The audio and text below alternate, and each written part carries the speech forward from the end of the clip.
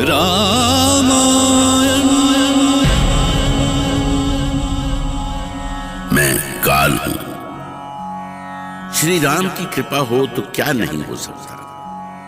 और प्रभु श्री राम ने तो अवतार ही भक्तों के कष्ट हरने के लिए लिया था, तो भला वो उन पर कृपा कैसे नहीं करते। बस प्रभु की कृपा होने की देर थी कि भक्तों ने अथाह और अनंत सागर पर सेतु बांध दिया। परम शक्तिशाली सागर का घमंड चूर कर उस पर सेतु बंधन के महान कार्य के लिए श्री राम ने अपने सभी भक्तों को हृदय से धन्यवाद दिया और सभी मिलजुल कर समुद्र पार करने की योजना बनाने में जुट गए। अभी वो आपस में बातें कर ही रहे थे कि तभी महावीर हनुमान वायु की गति से श्री राम के सन्मुख उतरे। जय श्री राम। हनुमान, तुम यहाँ अचानक? क्षमा करें प्रभु, मुझसे एक भूल हो गई है। कैसी भूल हनुमान? भला तुमसे भी कभी कोई भूल हो सकती है? प्रभु, मैंने पर्वतराज गोवर्धन को वचन दिया था कि उन्हें आपके दर्शन कराऊंगा, परंतु मुझे पता है हनुमान, सेतु का कार्य पूर्ण हो जाने के कारण तुम उन्हें यहां नहीं ला सके। आप तो सब कुछ जानते हैं प्रभु, पर अब मैं घोर धर्म संकट में पड़ गया हूं। अब आप ही बताइए मैं क्या करूं? आपका आदेश मानूं क्या आपके भक्त की विनती? तुम्हारा दिया गया वचन हमारा वचन है हनुमान। जाओ, पर्वतराज से कह दो कि उन्हें केवल हमारे दर्शन ही नहीं होंगे, बल्कि हम द्वापर युग में उनके मित्र बनकर उनके साथ भी रहेंगे। मैं कुछ समझा नहीं प्रभु। हम द्वापर युग में मुरली मनोहर के रूप में अवतार लेंगे हनुमान। तब पर्वतराज गोवर्धन को हमारे दर्शन होंगे। हम ब्रज के बाल गोपालों के साथ गोवर्धन की छाया में मनोहारी लीलाएं करेंगे। हम धन्य हुए प्रभु, हम धन्य हुए। इतना ही नहीं हनुमान, पूरे 7 दिनों तक मैं उन्हें अपनी उंगली पर धारण करूंगा। आपकी जय हो प्रभु, आपकी जय हो। मैं अभी पर्वतराज गोवर्धन को सूचना देता हूं। तब अति प्रसन्न मुद्रा में अंजनी पुत्र हनुमान पर्वतराज गोवर्धन के पास आए और उन्हें प्रभु की असीम कृपा की सूचना दी। गिरिराज श्री राम की कृपा जानकर आनंद से भर गए। उन्हें लगा कि आज उनका पृथ्वी पर जन्म लेना सार्थक हो गया। उन्होंने अगले युग की प्रतीक्षा में उसी क्षण से ब्रज को ही अपना पावन धाम मान लिया। और तब हनुमान गिरिराज से विदा लेकर श्री राम के पास लौट आए और श्री राम को साथ लेकर समस्त वानर सैनिकों के साथ समुद्र पर बने सेतु का निरीक्षण करने पहुंचे।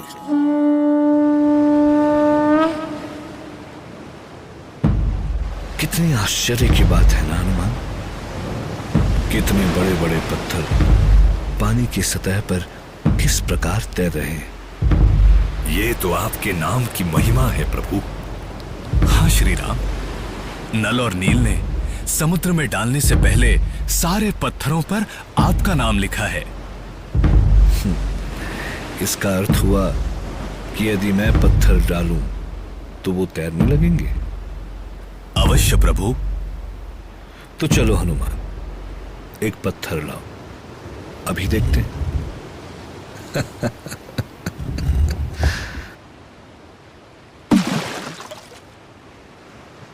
अरे ये क्या? ये तो डूब गया। ये क्या हुआ प्रभु? कैसा चमत्कार है ये? क्षमा करें प्रभु, पर यह तो बहुत ही साधारण सी बात है। आप तो सबको सहारा देने वाले हैं।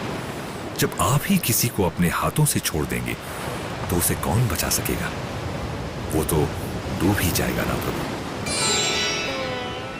बोलो प्रभु श्री राम की जय। तो श्री राम, अब लंका पहुंचने में विलंब क्यों?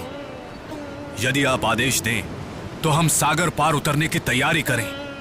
हाँ वानरराज, कल से उत्तरा फाल्गुनी नक्षत्र आरंभ हो रहा है। सूर्यदेव उच्च राशि में पहुंच जाएंगे, तब हम लंका के लिए प्रस्थान करेंगे। किंतु प्रस्थान के पूर्व हमें भगवान शिव का पूजन करना होगा। हाँ भैया, जिन महादेव शिव की साधना करके रावण को इतना गर्व हो गया है, उसका अंत करने के लिए हमें उन्हीं भगवान शिव की साधना करनी चाहिए। ओम नमः शिवाय, ओम नमः शिवाय।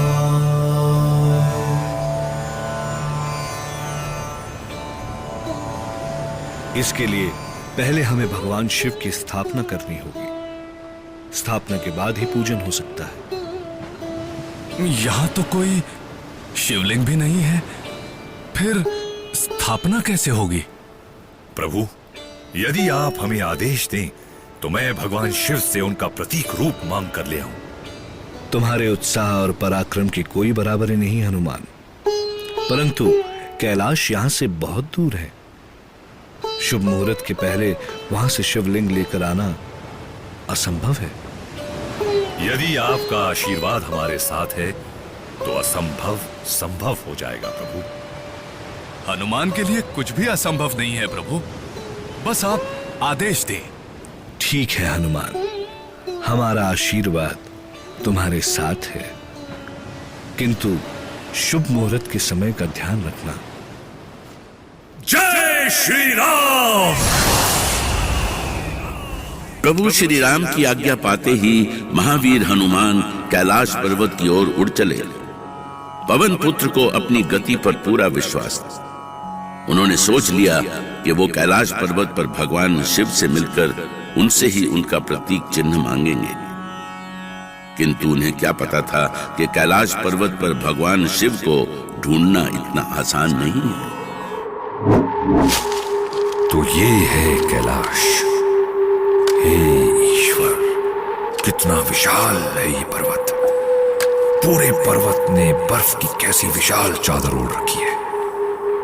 पर आप चिंता न करें प्रभु, मैं अभी शिवलिंग लेकर आता हूं, और उसके लिए पहले मैं महादेव को ढूंढता हूं। पर महादेव है कहां? किस कंदरा में बैठे साधना कर रहे हैं? जय शिव शंकर, जय भोलेनाथ। आप कहां हैं भगवान? कहां हैं आप? जय महादेव।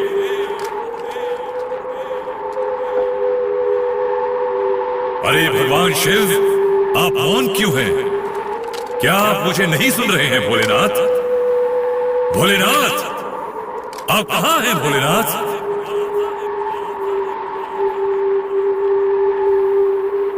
अब क्या करूं? यहां तो भोलेनाथ का कोई गण भी नहीं दिख रहा। मेरी लाज रखें प्रभु श्री राम, कहीं आपको दिया मेरा वचन झूठा न पड़ जाए।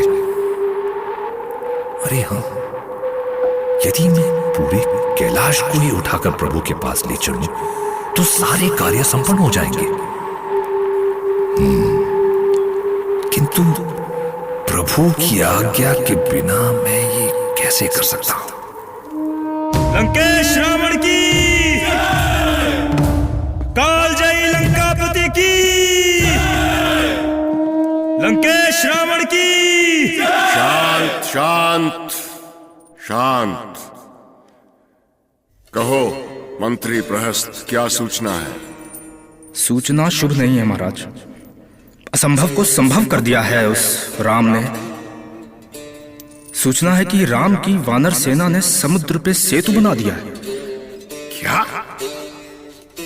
समुद्र पर सेतु? हाँ महाराज। त्रिलोकजयी लंकेश रावण से हास्य कर रहे हो प्रहस्त? वानर जैसे तुच्छ प्राणियों ने विशाल समुद्र बांध दिया। सुन के विश्वास तो मुझे भी नहीं हुआ था लंकेश, किंतु हमारे दूतों की सूचना कभी झूठी नहीं हो सकती। हमें यहां तक पता चला है कि वो वनवासी राम महादेव शिव के पूजन की तैयारी में लगा है। वो वनवासी महादेव का पूजन कर रहा है?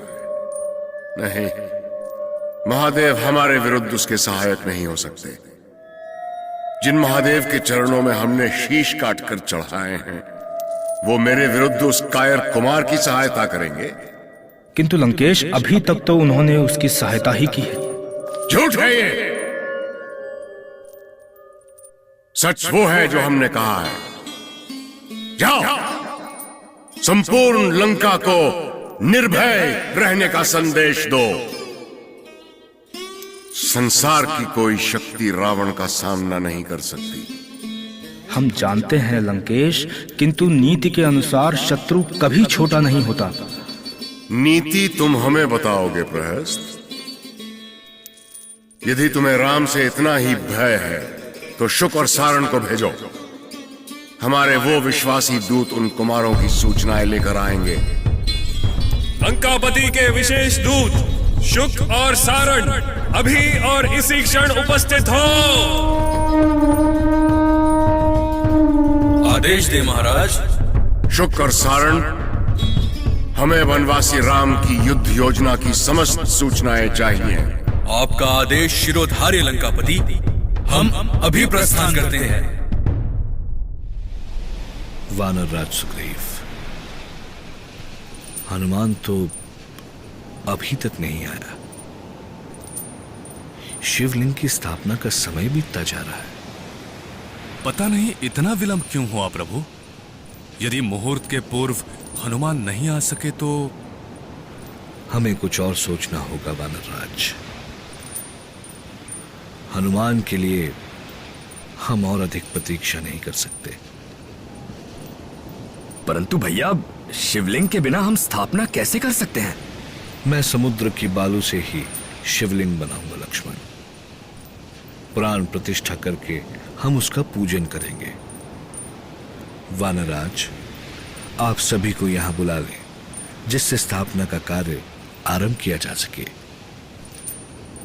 देखा सारन, यही तो है राम की सेना। जहां देखो वानर ही वानर है। अब शुक और सारन से ये नहीं बच सकते। आओ, हम यहाँ छुपकर इनकी सारी क्रियाएं देखते हैं। पर शुक, ये सब समुद्र तट पर क्यों इकट्ठे हो रहे हैं? पता नहीं क्या करने वाले हैं। चलो वही चलकर देख लेते हैं। पर यदि हम पहचान में आ गए तो मारे जाएंगे।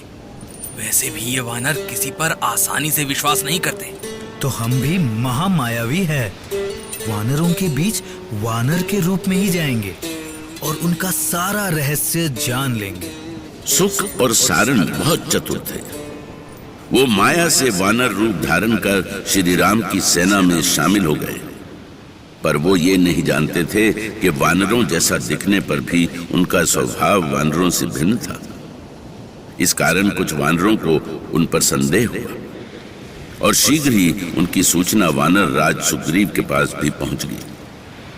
वानर राज तुरंत समझ गए कि हो न हो ये वानर के रूप में कोई और ही प्राणी है। रामायण